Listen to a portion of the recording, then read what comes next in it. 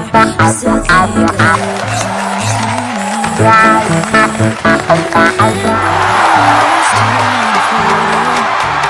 And forget the way you look.